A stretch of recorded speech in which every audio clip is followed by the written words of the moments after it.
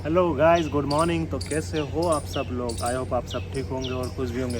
तो गाइस, बहुत सारे लोग बोल रहे हैं यार कि हमारा ज्वाइनिंग लेटर नहीं आया, सीआईएसएफ का नहीं आया, बीएसएफ का नहीं आया, सीआरपीएफ का नहीं आया। देखो गाइस, आप लोगों का अभी सिस्टम क्या चल रहा है ना, बहुत सारे लोगों का जो कॉल लेटर मिल रहा है ना, वो रोजगार में कुछ प्रोग्राम चल रहा है, उसमें आपको बुला बुला के दे रहे हैं गाइस, ठीक है। तो उसके चक्कर में लेट हो रहा है, ठीक है। तो जो भी जिसको भी बुला के दे दिया है, जिसको भी ऑनलाइन आ चुका है या जिसको ऑनलाइन नहीं आया, ठीक है। अब पहले बात कर लेते हैं जिनको आ चुका है ऑनलाइन, ठीक है। आपको अगर ऑनलाइन जैसे कि जीमेल में आ चुका है या फिर आपको कॉल करके आपको वो रोजगार मेला में, सम्मेलन में या कहीं पर भी आपको बुला के अगर दे दिया है, ठीक है, तो उसमें जो भी डॉक्यूमेंट्स है आप उसी के हिसाब से आप अपना पूरा करो। जिसमें अगर उसमें कैरेक्टर सर्टिफिकेट दिया हुआ है तो कैरेक्टर सर्टिफिकेट को लो और बना के आगे बढ़ो, ठीक है। और जिनका जीमेल में भी आया है वो भी अपना जीमेल से निकालो, प्रिंट आउट करवा लो। प्रिंट आउट करवा के अगर उसमें कैरेक्टर सर्टिफिकेट आपका दिया हुआ है तो जाके अपना कैरेक्टर सर्टिफिकेट बनाओ, ठीक है।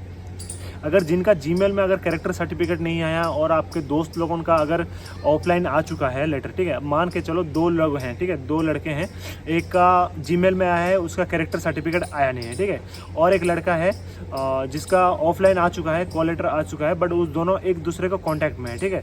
तो ये बोल रहा है कि भाई मेरा तो जीमेल में आया है, मेरा तो ऑफलाइन भी आ चुका है और जीमेल में भी आ चुका है। तो जिसका ऑफलाइन आया है ना, उसको बोलना है कि भाई तेरा थोड़ा कैरेक्टर सर्टिफिकेट का फोटो मुझे भेज, फोटो भेज, या फिर उसका जो भी स्कैन करके उसको आपको व्हाट्सअप में आप उसको मांग लेना, फिर उसका प्रिंट आउट करा के आप उसका आगे का प्रोसेस बढ़ो, ठीक है। बस शर्त यह है कि दोनों का जो भी फोर्स होगा ना सेम होगा, मतलब दोनों के सीआईएसएफ के हैं तो दोनों सीआईएसएफ के होने चाहिए। ऐसे नहीं कि आपका दोस्त वो बीएसएफ में हुआ है और आप सीआरपीएफ में हुए हो, आप उसका कैरेक्टर सर्टिफिकेट का फोटो मांग के आप अपना बना ले रहे हो, तो ऐसे मत करना गाइस, ठीक है।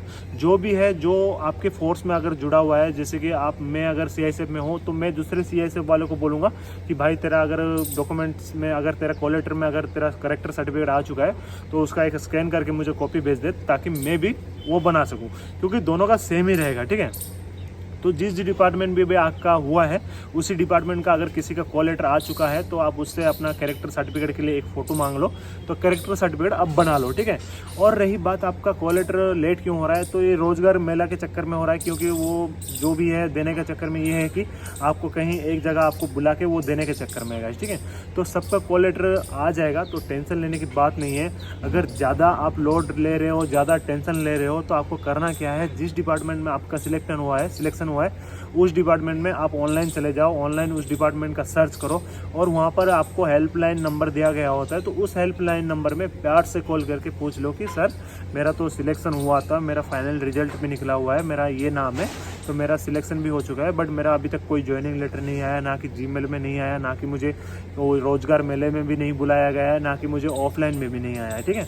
तो आप उनसे कॉल कर लेना, कंसल्टिंग कर लेना, वो आपको सही रास्ता बता देंगे कि क्यों नहीं आया, क्यों आ रहा है, क्यों लेट हो रहा है, वो आपको पूरा एग्जैक्टली बता देंगे कि वो आपको रीज़न भी दे देंगे कि नहीं अभी थोड़ा लेट ज्वाइनिंग हो सकता है, या फिर जो भी होगा वो आपको क्लियरली बता देंगे गाइस, ठीक है।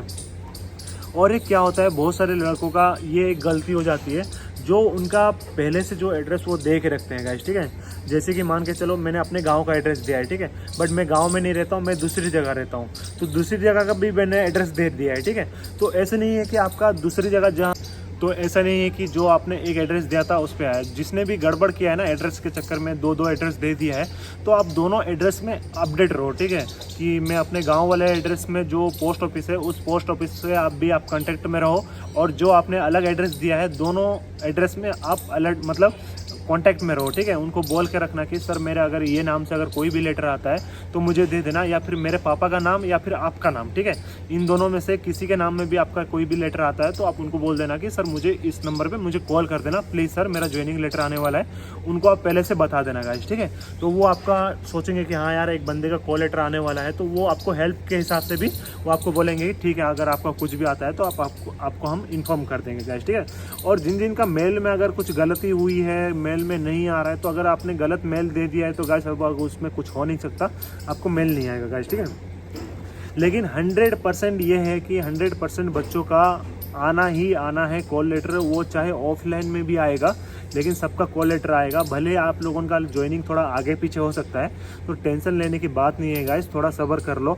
अगर सब्र नहीं होता है, मुझे पता है कि जब ज्वाइनिंग लेटर आने वाला होता है तो सब्र नहीं होता है कि यार कॉल लेटर मेरा क्यों नहीं आया, सबका आ गया, सब चले गए, ठीक है।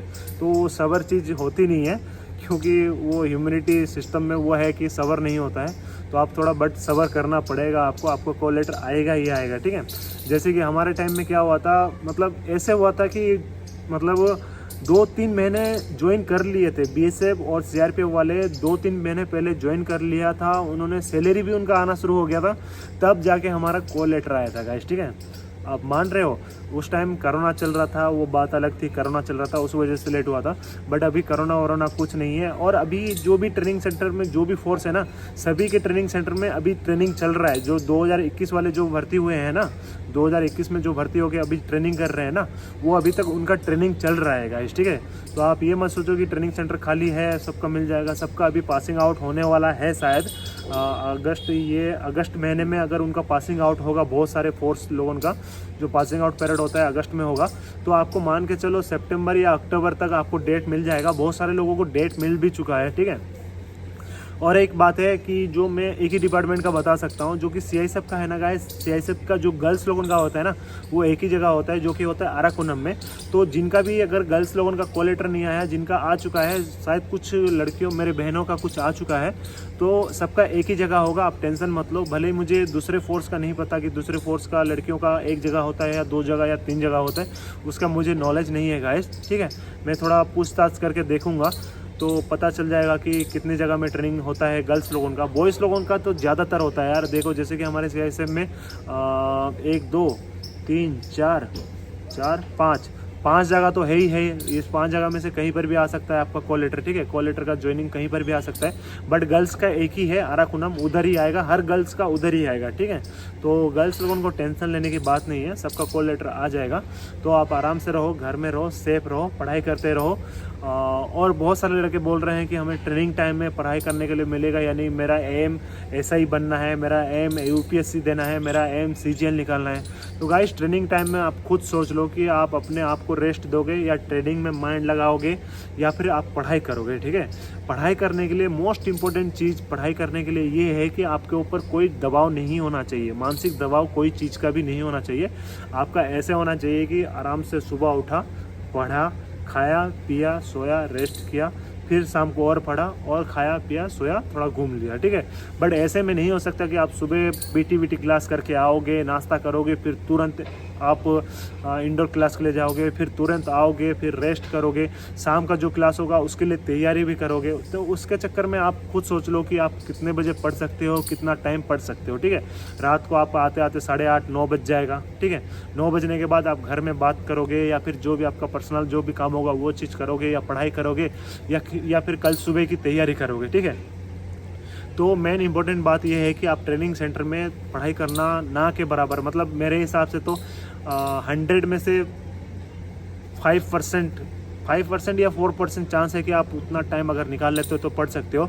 बट हाँ, वैसे दिन में पढ़ सकते हो, जैसे कि संडे आ गया, संडे आपका नॉर्मल अगर रूटीन रहा तो आप थोड़ा पढ़ सकते हो, ज़्यादा टाइम आपको थोड़ा रेस्ट के लिए मिलेगा तो उस टाइम पढ़ सकते हो। ये संडे में पढ़ सकते हो या फिर हर महीने के सेकंड सैटरडे में पढ़ सकते हो, या फिर जब अगर कोई GH होगा या फिर कोई हॉलीडे होगा तो उस दिन आपको अगर थोड़ा टाइम मिल गया तो उस दिन पढ़ सकते हो।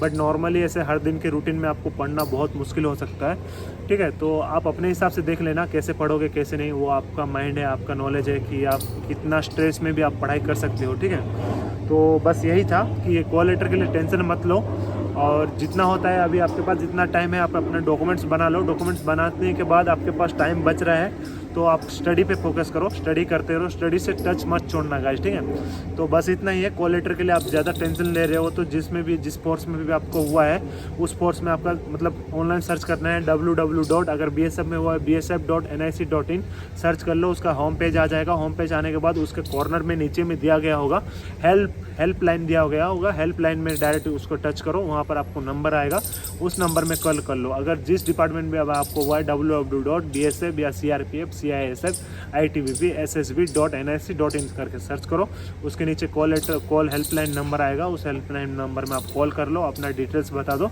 और पूछ लो सर मेरा सिलेक्शन हुआ है, फिर मेरा कॉल लेटर नहीं आया, क्या करना है क्या नहीं, तो वो आपको क्लियरली बता देंगे, इंस्ट्रक्शन दे देंगे। तो बस इतना ही, तो टेंशन मत लो गाइस, ठीक है। तो thanks for watching this video, have a good day, thank you, bye bye.